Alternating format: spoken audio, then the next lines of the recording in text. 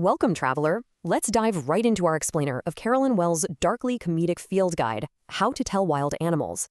Today, we're going to unpack a masterful piece of satirical literature where we literally uncover the distinguishing traits of wild beasts. Of course, the whole running joke here is that this very specific knowledge usually comes just a bit too late to actually save you. But hey, we're going to learn it anyway. I'm so excited to guide you through this because Carolyn Wells had this absolutely incredible talent for blending legitimate zoological identification features with just pitch black humor. This brilliantly illustrates exactly what we're getting into today. If he roars at you as you're dying, you'll know it is the Asian lion. I mean, that sets up our core ironic premise for this entire explainer perfectly. The specific physical traits that help you properly identify these majestic animals, yeah, they're typically only confirmed right at the exact moment they decide to attack you. Wells is essentially handing us a survival guide that is entirely useless for actual survival, but man, isn't incredibly effective for memorization. Okay, here's our survival itinerary for disaster today.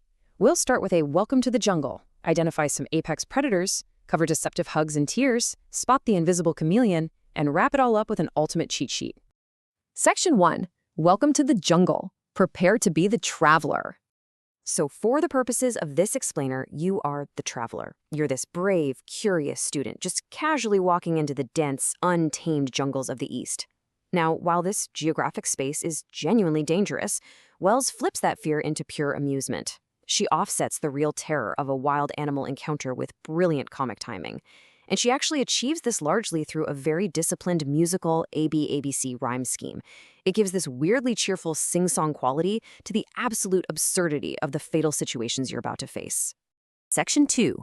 Identifying apex predators. The fast, majestic, and lethal. First up, we've got the Asian lion. If you happen to be advancing through the jungle, your primary visual clue is his large, tawny appearance. Tawny meaning, that yellowish-brown color. But as we learned from our opening quote, you'll only truly know you've got the correct animal when his frightening roar signals your ultimate end. Let's lock in those key identification features real quick. The absolutely crucial point here is the combination of the visual and the auditory. It's a large, tawny beast, sure, but the definitive identifier is that frightening roar right as you expire. This just perfectly captures Wells' deadpan educational style. She's giving you accurate facts, lions are tawny, and they definitely do roar, but she's wrapping it in an utterly ironic, fatal scenario. Wandering a little deeper into the jungle, we encounter the Bengal Tiger. Now, this is another fast and lethal predator, but with an incredibly distinct and honestly highly sarcastic identification profile. Visually, the tiger boasts yellow ground with black stripes. It's a totally iconic look. But Wells uses this brilliant hyperbole here. She calls this a simple rule to learn.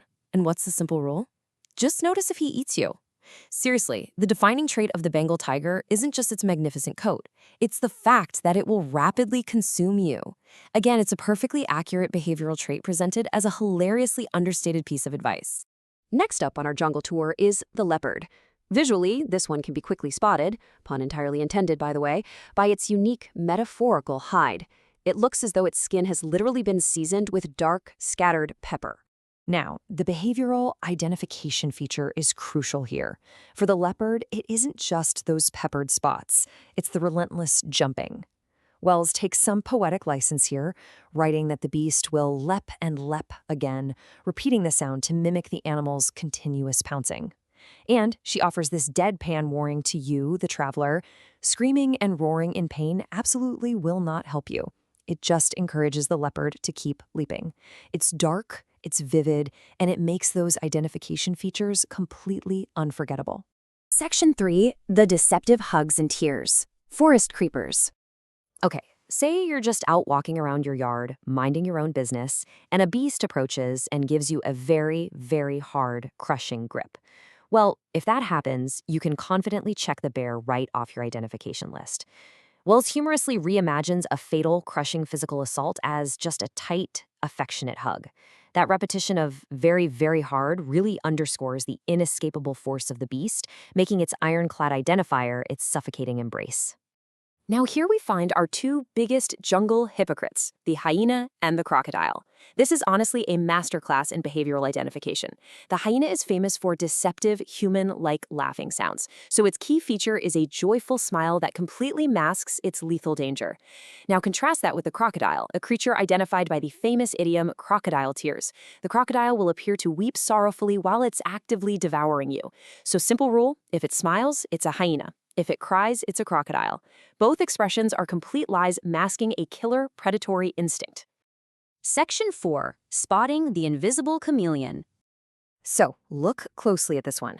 The chameleon's key distinguishing trait is actually a complete and total lack of traits. It has no ears, it has no wings, it relies entirely on its stealth camouflage to just blend perfectly into its environment.